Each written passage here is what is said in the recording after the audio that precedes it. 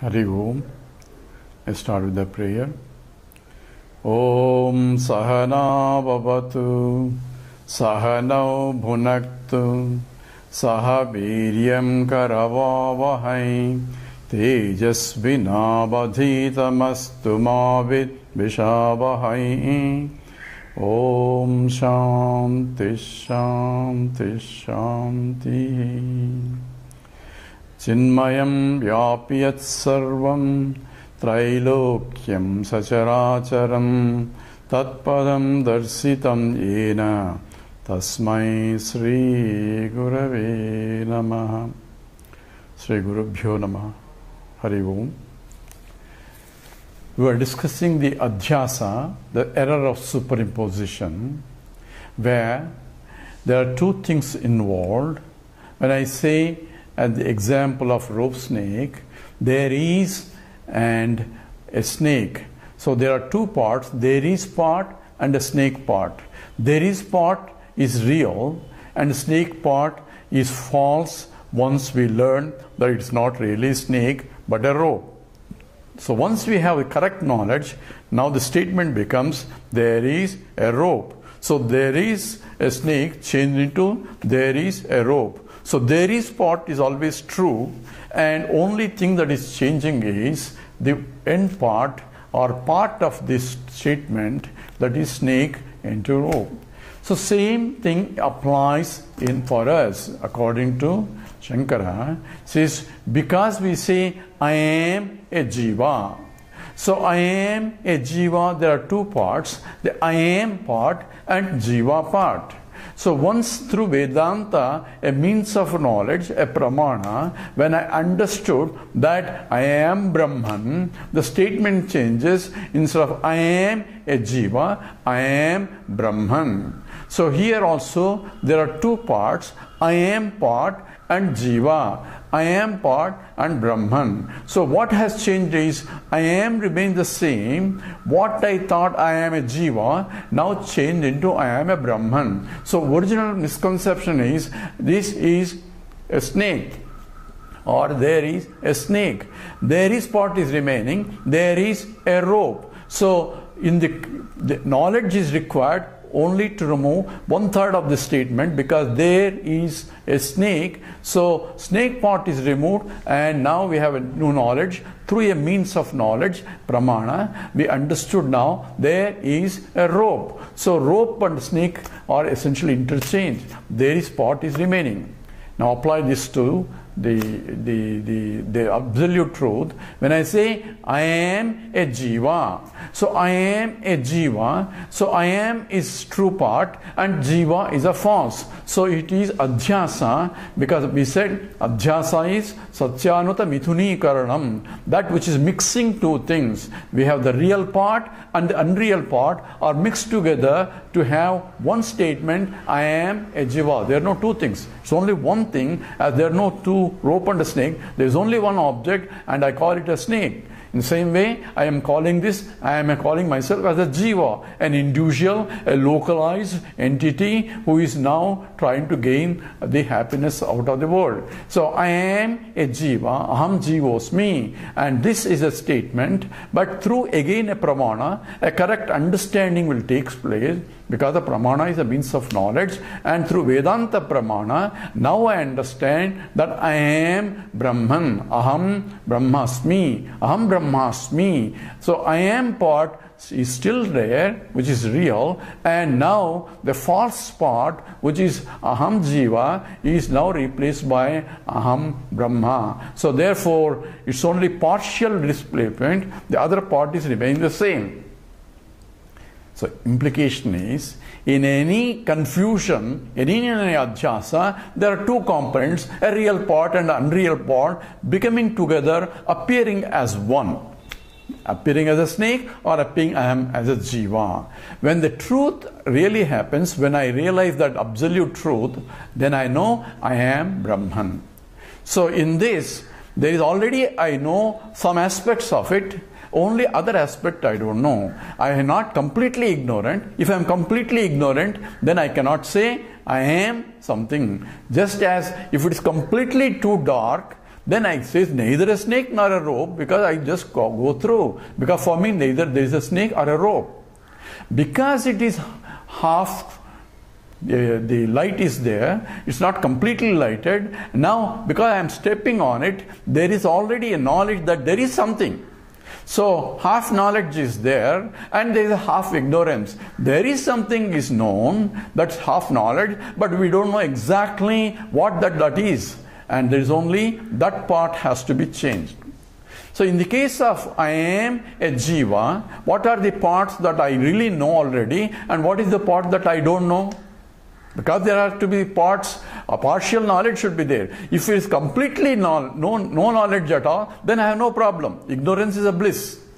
But partial knowledge is dangerous because now I know enough to confuse myself.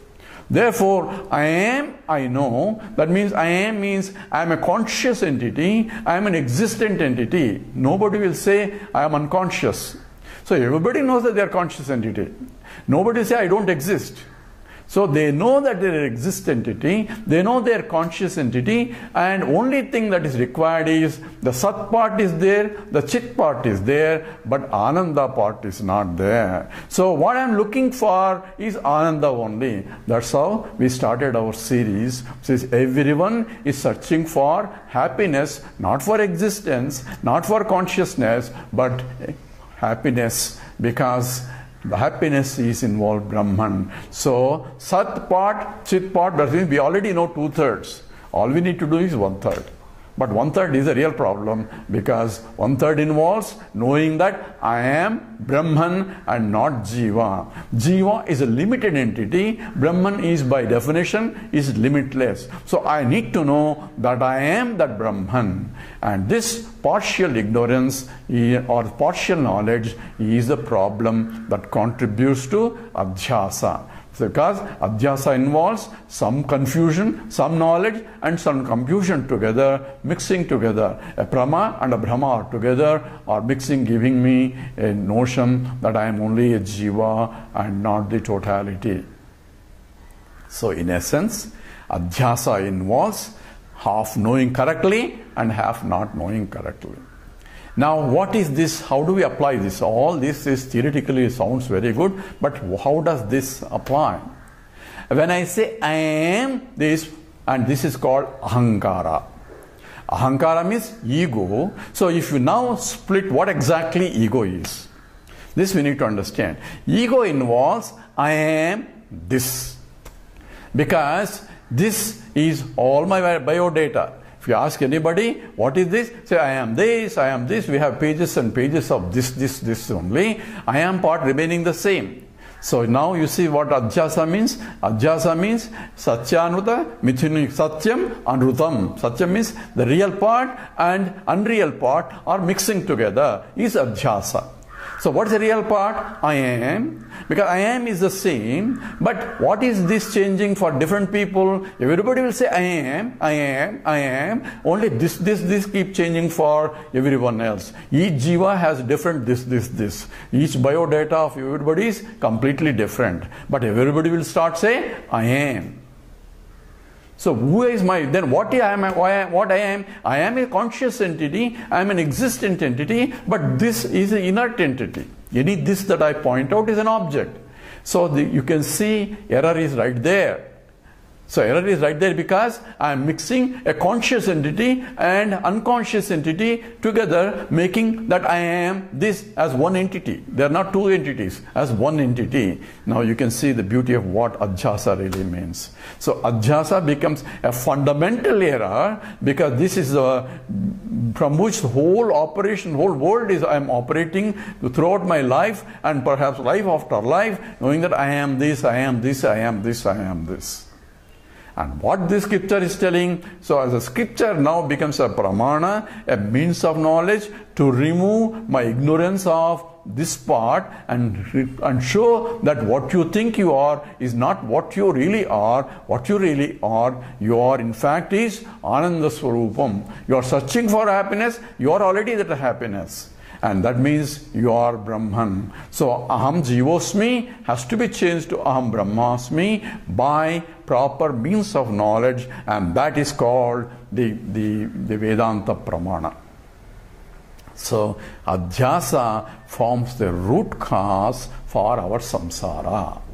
So that is the basic. Therefore, Shankara starts the Brahma Sutra Bhashya with Adhyasa Bhashya and introduces the error, Yushmadasma Sabdayoho, I am, you are, he is, she is, all those differences and Visheshana Visheshya, the qualities and attributes as though they are different, all are because of this fundamental error that seems to be universal, and that is the Adhyasa, the primary Mula Vidya. That is due to the ignorance of myself.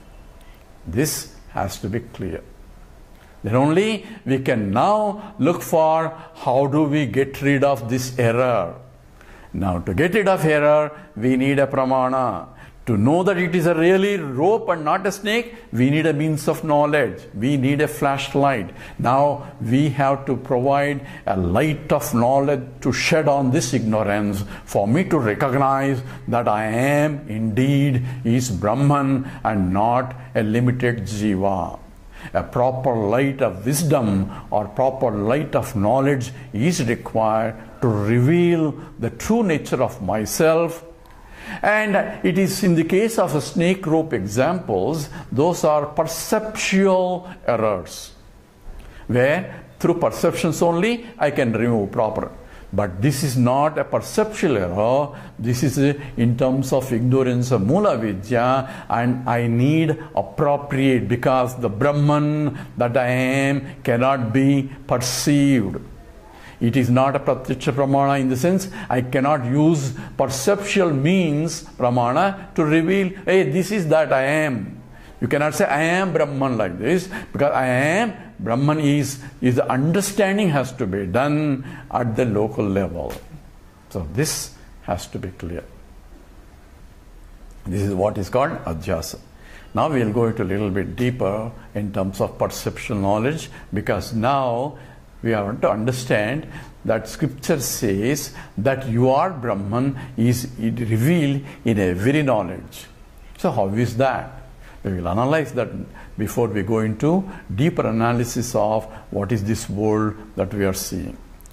Now, let's be careful. In this we say when every object is known through attributes.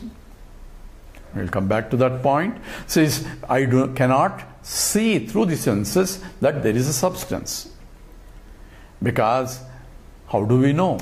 Senses can only see attributes. Some of the acharyas, of the Vedantic acharyas, say that through the senses I can know also substance. Because when I see it is a flower, and when I touch it, I know that there is a real flower. But sense of touch only give me whether it's a Japanese flower or real flower. But real substance of whether what flower is, we cannot know through any sense organs.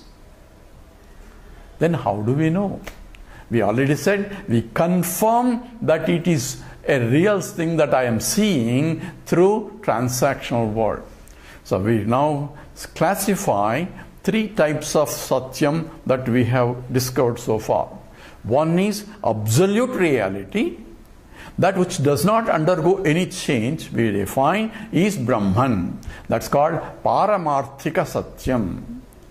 In the Paramarthika Satyam, nothing can be said, because to say something, someone has to be there.